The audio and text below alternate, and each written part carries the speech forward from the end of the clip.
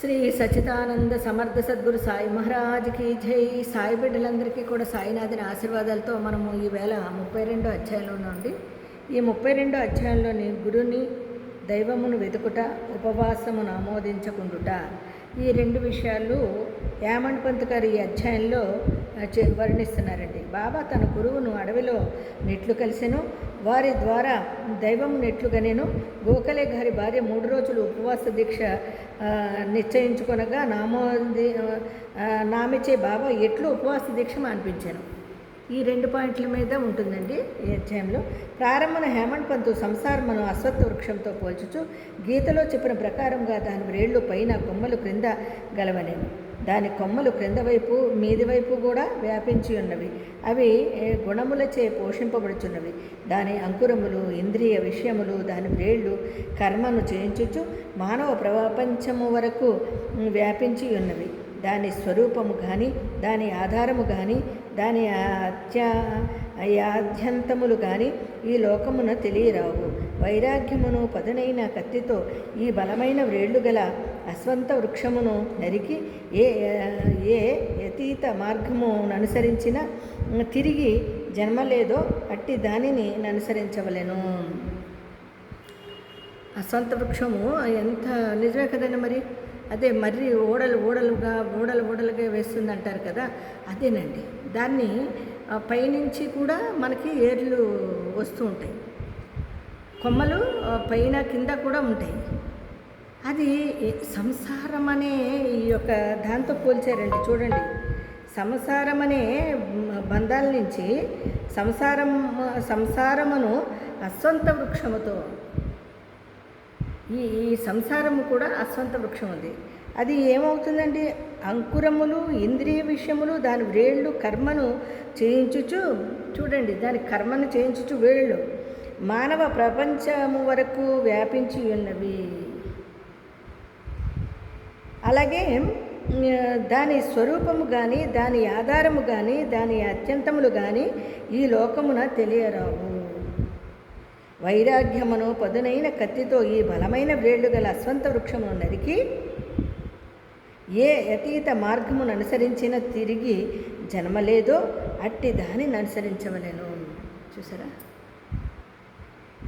అది ఈ మానవ జన్మలో మనం చేయాల్సింది ఏంటంటే, మనకి ఏం చేసుకుంటే, ఎలా చేస్తే ఈ మానవ జన్మ లేకుండా, అసలు జన్మ లేకుండానే ఉంటుంది. అతీత మార్గమును అనుసరించిన తిరిగి జన్మ లేదో అట్టి దానిని అనుసరించవలెను. అట్టి దారి యందు నడుచుటకు దారి చూపు మంచి గురువు సహాయము మిక్కిలి అవసరము. మనం అలాగ జీవించాలి అంటే మనకి మంచి గురువు అవసరము. ఒకడెంత పండితుడైనప్పటికీ వేదాంగములను బాగుగా చదివినప్పటికీ తన గమ్యస్థానమునకు సురక్షితముగా పోలేడు. అంతే కదా, ఎంత తెలివున్నా ఏం చేసినా గమ్యస్థానం చేరాలంటే కొంచెం కష్టం. దానికి గురు మార్గం కావాలి. పోలేడు. మార్గదర్శి యుండి సహాయము సరి అయిన దారి చూపినచో మార్గములోనున్న గోతుల నుండి, అడవి మృగముల నుండి తప్పించుకొని సుగముగా పయనించగలం. మనకి ఒక మార్గదర్శి అవసరం అండి. మార్గదర్శి లేకపోతే మనము పయనించలేము. అంటే ఎంత తెలివైన వాడైనా అబ్బా నాకెందుకులే, నేను ఇదంతా నేను చేసుకోగలను, నేను చూసుకోగలను అనుకుంటారు చూడండి. అదంతా మన మూర్ఖత్వం, అంతే తప్ప ఒక మార్గదర్శి అనేది మనకి ఉండాలి. ఈ విషయంలో బాబా అనుభవము బాబాయే స్వయముగా చెప్పింది. ఇది మిక్కిలి చిత్రమైనది. దీని ప్రకారము జాగ్రత్తగా నడుచుకున్నచో నమ్మకము, భక్తి, మోక్షము ప్రాప్తిస్తాయి మనకి. భగవత్ స్వరూపుడైన మన సద్గురు సాయినాథుల వారే ఆయన గురువు గారి గురించి ఆయనే గొప్పగా చెప్పారండి. అన్వేషణలో ఒకనొకప్పుడు మేము నలుగురము మత గ్రంథములు చదువుచు ఆ జ్ఞానముతో బ్రహ్మము నైజము గురించి తర్కించుచు మొదలెడుతుంది. ఒక నలుగురు కలుసుకున్నారంటండి. ఈ బ్రహ్మం అంటే ఏంటి అనే దాని గురించి తర్కించుకుంటూ, మాలోనొకడు ఆత్మను ఆత్మచే ఉద్ధరించవలెను, కానీ ఇతరులపైన ఆధారపడరాదు అనెను.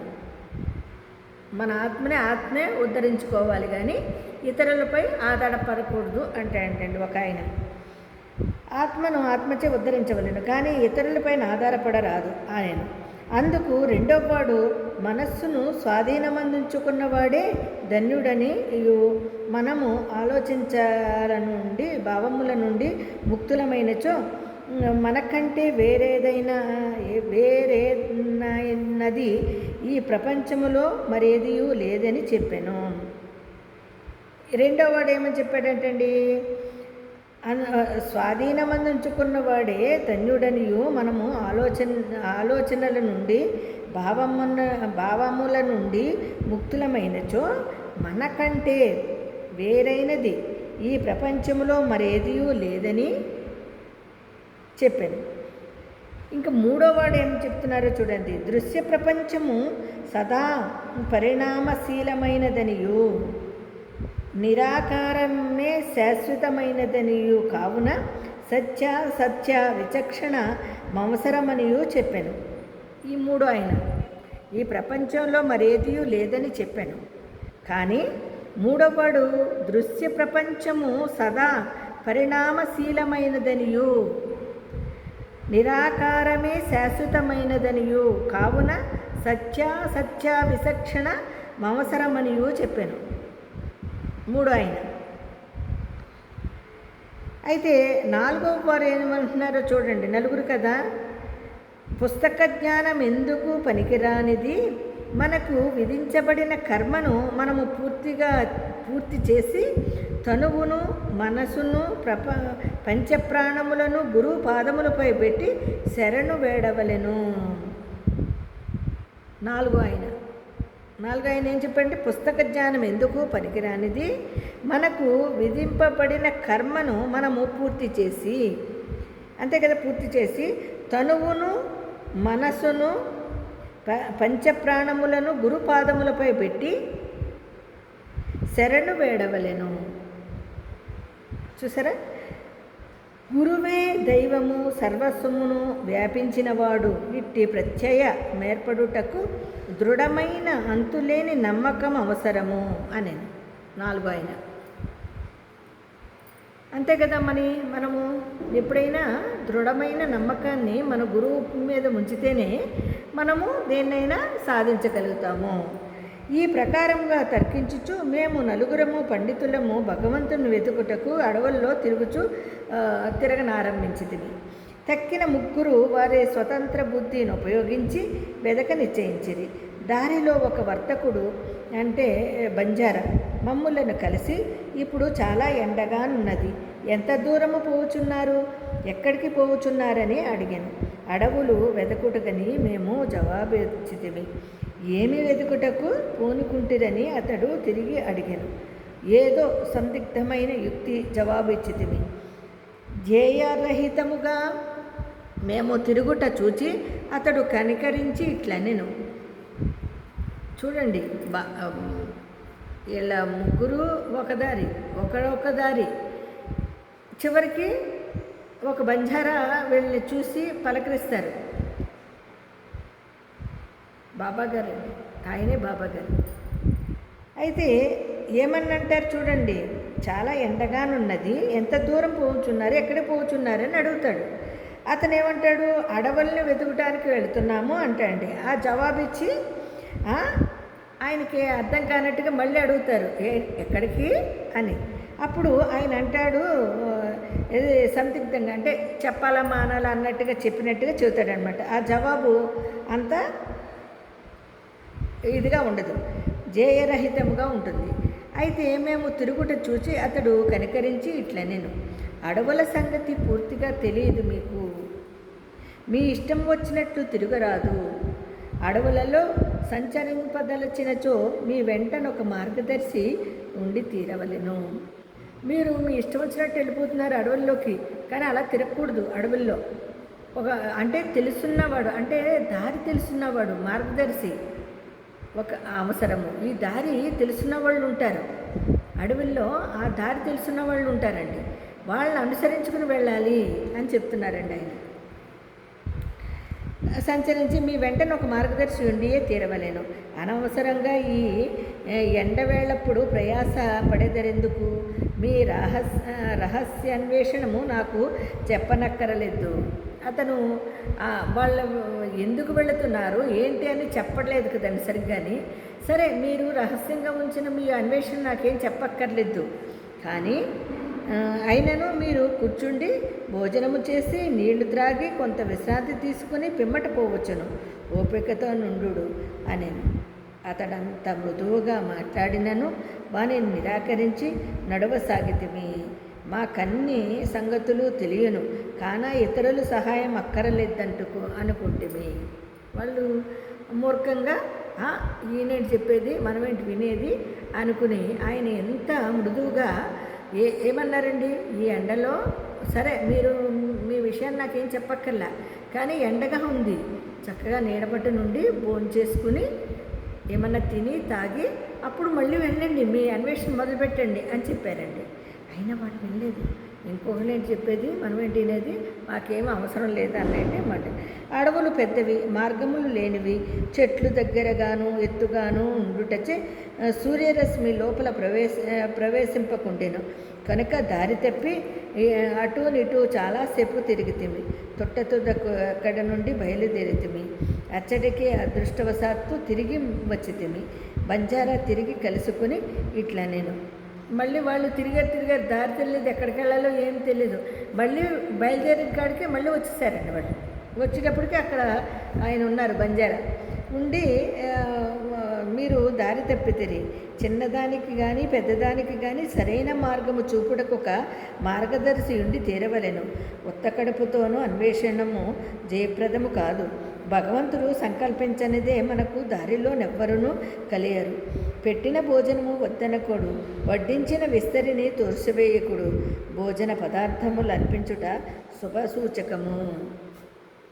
మీకు అర్థం కావట్లేదు నేను ఎంత చెప్పినని.